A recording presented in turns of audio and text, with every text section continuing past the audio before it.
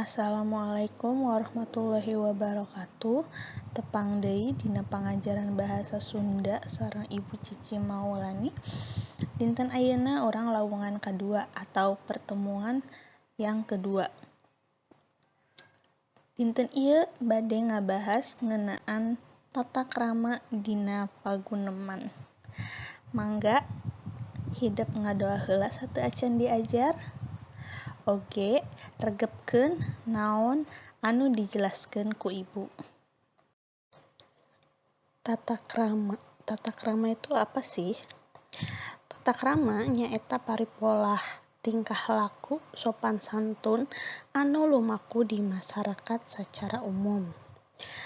Jadi, tata krama adalah paripolah itu tingkah laku sopan santun yang berlaku di masyarakat secara umum. Tata krama tos pasti ngeunaan kahadean anu kudu dipiboga ku manusa salah sahijina dina paguneman. Tata krama sudah pasti tentang kebaikan yang harus dimiliki oleh setiap manusia. Salah satunya dalam percakapan. Tata krama dina paguneman kabagi jadi dua. Nyaeta tata krama sikep jeung tata krama basa. Jadi ada dua ya tata krama dalam percakapan itu. Yang pertama tata krama sikap dan yang kedua tata krama basa.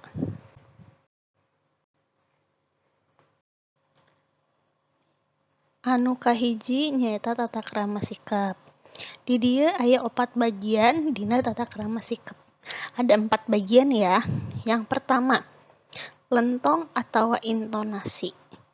Nyaeta nada sora nalika nyarita disaluyukeun jeung saha lawan caritana. Jadi kalau lentong atau intonasi itu adalah nada suara yang harus disesuaikan dengan siapa lawan bicaranya. Nah, biasanya kalian kan kalau lagi ngobrol itu nada suaranya seperti apa?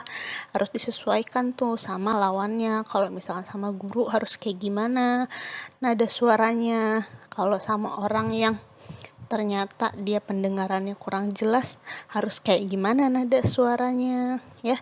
Jadi disesuaikan nada suaranya. Jangan sampai kalian ngobrol sama guru atau sama orang tua nada suara kalian tinggi. Nah, itu enggak sopan ya. Jadi di sikap ini lentongnya harus disesuaikan sama lawan bicaranya. Kemudian yang kedua ada pasemon atau mimik muka. Jadi di sini mimik muka atau ekspresi ya. Ekspresi kalian ketika bercerita. Sudah pasti kalau misalkan ceritanya tentang sesuatu yang rame, ekspresi kalian pasti juga akan bahagia atau ceria gitu ya. Dan beda lagi halnya ketika kalian sedang menceritakan hal yang sedih, maka ekspresi kalian pasti akan sedih, akan layu. Seperti itu. Nah, yang pasti katanya nu pasti tong buat baut tepugu ya. Jadi kalau misalkan kalian diajak cerita, kalau misalkan kalian gak suka, kalian tuh jangan sampai cemberut-cemberut gitu. Bilang aja kalau misalkan kalian lagi gak mau bicara atau gimana gitu. Jangan sampai kalian tetap mendengarkan tapi ekspresi kalian ya tidak baik, jutek. Nah, jangan sampai kayak gitu, apalagi ngobrol sama guru. Kalau jutek nanti malah kalian yang diomelin.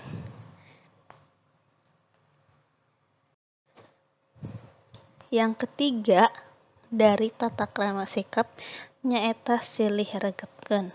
Artina silih kupingkeun, ulah nepi ka batur nyarita tapi henteu dikupingkeun. Eta sanes tata krama anu sae. Silih kupingkeun, saling mendengarkan ya. Jangan sampai teman lagi nyerita atau kalian lagi ngobrol tapi malah nggak didengerin. Nah, itu bikin sakit hati ya. Itu bukan tata krama yang baik dalam paguneman, dalam percakapan. Kemudian yang terakhir, yang keempat, tekenging motong omongan batur. Jadi ketika kalian bicara, itu nggak boleh motong omongan orang lain. Nah, itu juga sama. Kalau misalkan sampai itu terjadi, berarti kalian nggak sopan. Kalau misalkan kalian mau membalas cerita itu atau menjawab, nah tunggu dulu lawan bicara kalian selesai ngobrol, baru kalian bicara ya. Itu tata krama yang baik. Oke?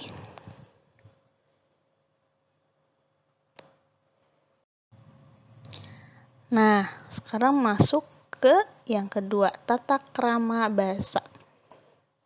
Tata krama bahasa itu kaitannya dengan bahasa yang kalian gunakan. Bahasa yang dipakai harus yang baik dan benar ya. Juga disesuaikan dengan siapa kalian berbicara.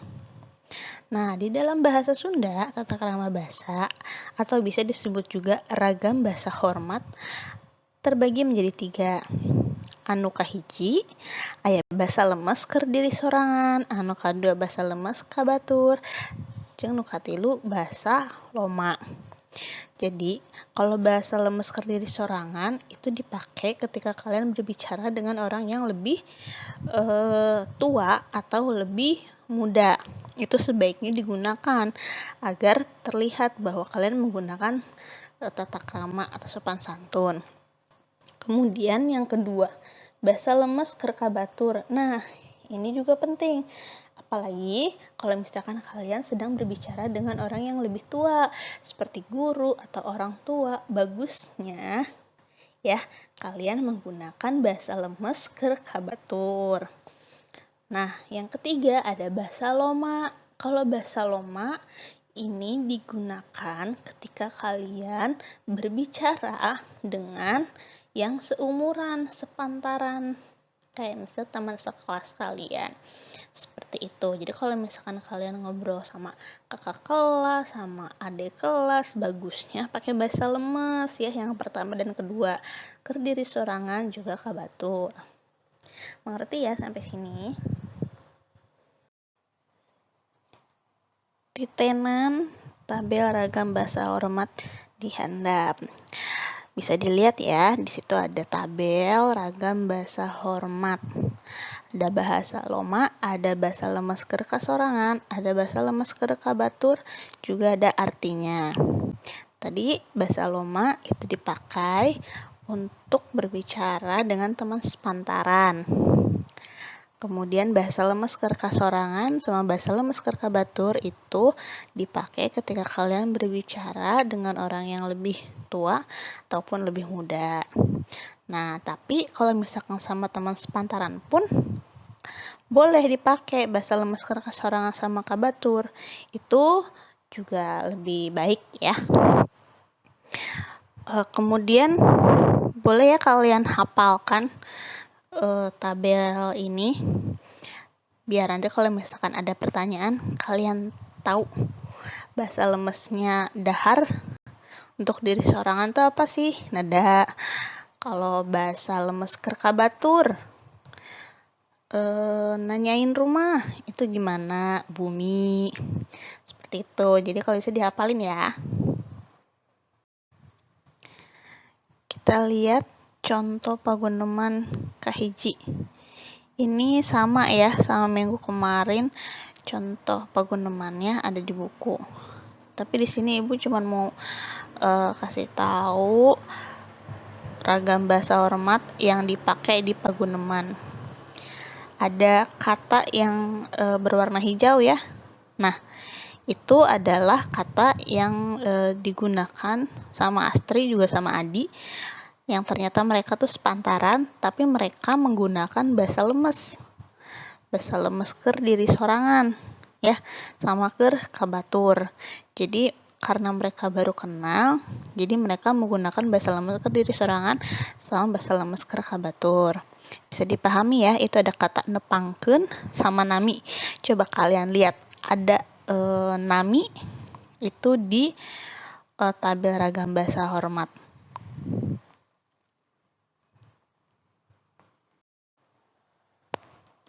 Nah, di contoh paguneman yang kedua, masih sama kayak minggu kemarin.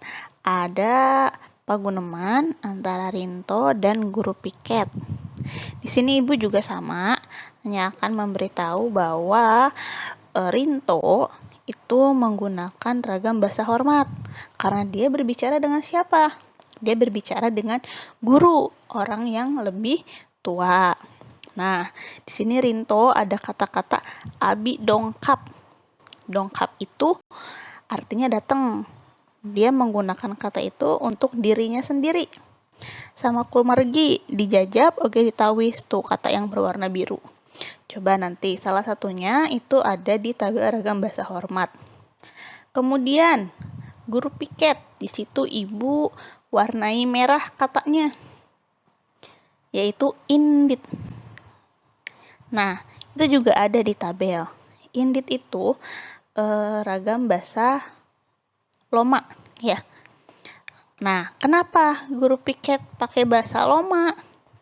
Karena guru piket itu lebih tua. Jadi kalau yang lebih tua ke yang lebih muda itu boleh menggunakan bahasa Loma. Tapi kalau misalkan yang lebih muda ngobrolnya pakai bahasa Loma ke yang lebih tua, nah itu nggak boleh ya. Itu nggak sopan namanya. Tapi kalau misalkan yang lebih tua ke yang lebih muda, boleh. Ya, seperti itu. Mengerti ya? Coba dilihat ada dongkap sama indit di tabel ragam bahasa hormat.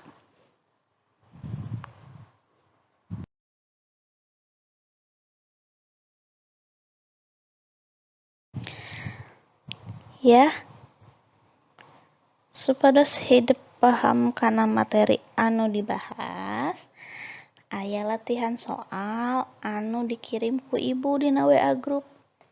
Mangga wilujeng dikerjakeun, diantos ku ibunya. Sakieu wae lowongan urang dinten ieu. Ya, sekian pertemuan kita hari ini. Jangan lupa tuh ada soal yang ibu kirim di WA grup, dikerjain ya. Assalamualaikum warahmatullahi wabarakatuh. Dadah.